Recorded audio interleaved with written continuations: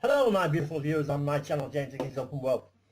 Well, here we are. This is episode 9 of James Higgins' Mysterious World, episode 9. Where tonight, having a nice little drink of Fanta. There you go. Little plug for Fanta there. Fanta Fruit Twist. Yep, was marking that out of 10. I'd give it a 3 out of 10, to be honest with you. But this is not a review. This is James Higgins' Mysterious World, episode 9. And today it's about reincarnation and life after death. Well, do I believe in life after death? Yes, I do, to be honest with you. Have I any proof? No, I haven't. Do I believe in God? Yes, I do. Do I believe in angels? Yes, I do. I do, yes. Have I seen it? Have I seen an angel? No, I haven't. But anyway, I'm going to tell you a story. I can't remember it all, but I can remember the main bits, so it is interesting. It was on a paranormal series. I don't know which one it was, years ago, and I mean years ago.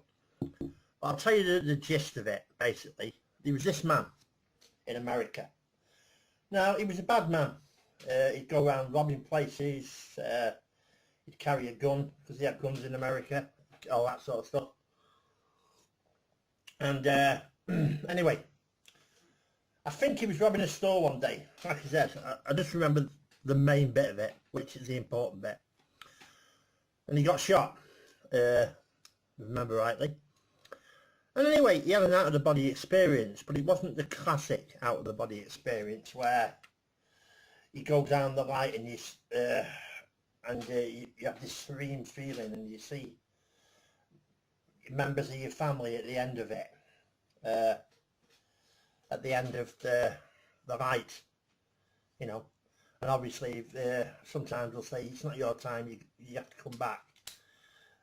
Obviously they come back because they relayed the story on countless paranormal TV shows. But anyway, this particular one, this guy's been a bit of a bad man. He had an out-of-the-body experience, but his was very different. It was, he smelled sulphur and fire and stuff like that. And he got taken to a pit which was like a volcano.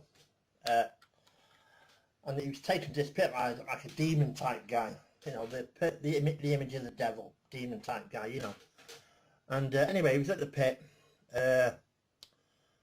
and people who died before him come up to him. The spirits did, and said, "Don't come here. There's no escape. There's no escape. You know, close your eyes and you're there." It's a massive big pit like a volcano. And the souls have been damned to hell are there. You know, people like Adolf Hitler and people like that, you know what I mean? Who were there, no doubt. Anyway, he got back from there, and he said, he was talking, he said it was like me talking to you now on this, me talking to all my viewers now, or you talk to a member of your family, so it was that real. It felt that real. And anyway, he's some sort of vicar now, because it scared him that much. It scared him that much. He's some sort of vicar. And the people who know him said that when he woke up from the shot, because he got shot, it was a different person. He was a different person altogether. You know. So I believe he went to hell, and he had his warning that if you carry on, that's where you're going, you know. Because I believe in life after death. I believe in heaven, I believe in purgatory, and I believe in hell, eternal damnation, you know. But I do believe though that you get sent to hell for say 100 or 200 years, something like that, and then if you're truly sorry for what you've done, you know, that you get a second chance, you know. That's why one of my favourite scenes in the movies is when Luke Skywalker the character Luke Skywalker brings his father, Darth Vader, back to the good side of the Force, you know. Because I believe that the devil can be brought back to the good side of the Force as well. I really do. Yeah. I reckon he can be, you know.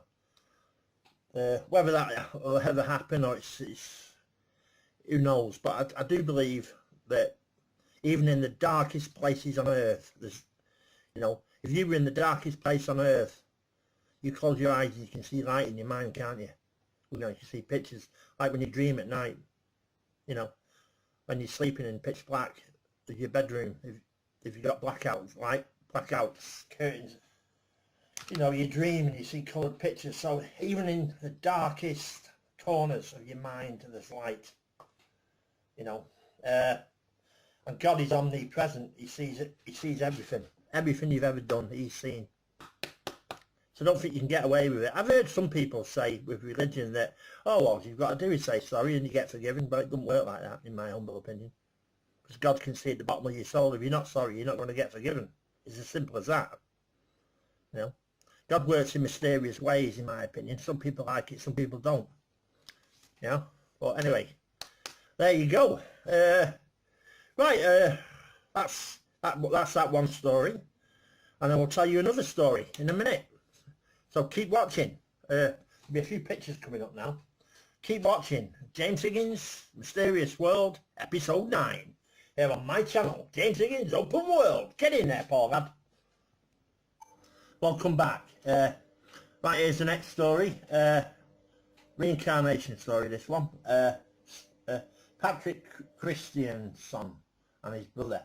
One case offering substantial reincarnation proof was that of Patrick Christianson, who was born by caesarean section in Michigan in March 1991. His elder brother, Kevin, had died of cancer 12 years earlier at the age of 2.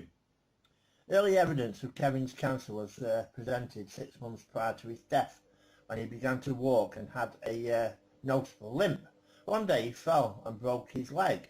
Tests were done, and after a biopsy on a small nodule in his scalp just above his right ear, it was discovered that little Kevin had metastatic cancer. Soon tumours were found growing in other locations in his body. One such growth caused his eye to protrude and eventually resulted in blindness in that eye.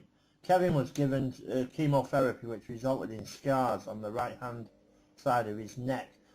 He eventually died of his illness 3 weeks after his 2nd birthday. At birth, Patrick had a slanting birthmark with the appearance of a small cut on the right side of his neck, exactly the same location as Kevin's chemotherapy scar, showing startling evidence of reincarnation. He also had a nodule on his scalp just above his right ear and a clouding of the left eye, which was diagnosed as a corneal leukoma. When he began to walk, it was with a distinct limp, again offering further proof of reincarnation. Just 1 second. When he was about almost 4 and a half, he said to his mother that he wanted to go back to his old orange and brown house. This was the exact colour of the house in which the family had lived in 1979 when Kevin was alive. He then asked if she remembered him having surgery. She replied that she could not because this had never happened to him. Patrick then pointed to a place just above his right ear. He added that he didn't remember the actual operation because he was asleep, which was consistent with details of Kevin's past life. Wow, hey? Wow. What about that, eh? What about that? What about that?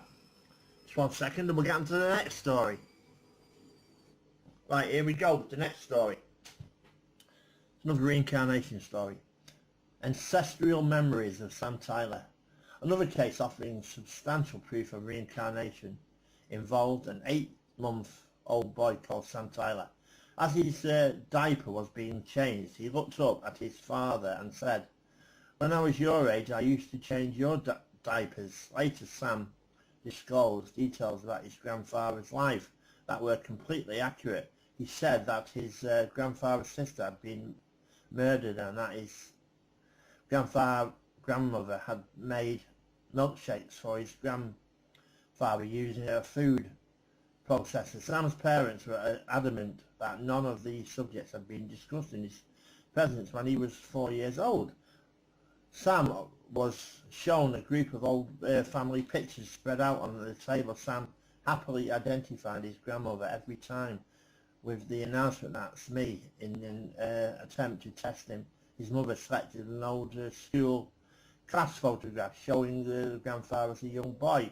There were 16 other boys in the photograph. Sam immediately pointed to one of them, once again announcing that was him. He was right. Wow. Eh? Wow. Eh? Reincarnation, eh? I believe in reincarnation. No proof, obviously, but I believe in life after death and reincarnation. You know, yeah, I do, yeah. Just 1 second. Just 1 second. Well, there you go. That's this episode of James Higgins' Mysterious World. Episode 9 done and dusted. There's just one left now. I hope you enjoyed that here on my channel, James Higgins Open World. It just gets better and better. It certainly does. Yes. So there'll be a few pictures coming up in a minute. And then that's it. James Higgins' Mysterious World, Episode 9 done and dusted. Anyway, thank you for watching. Please subscribe. Thank you.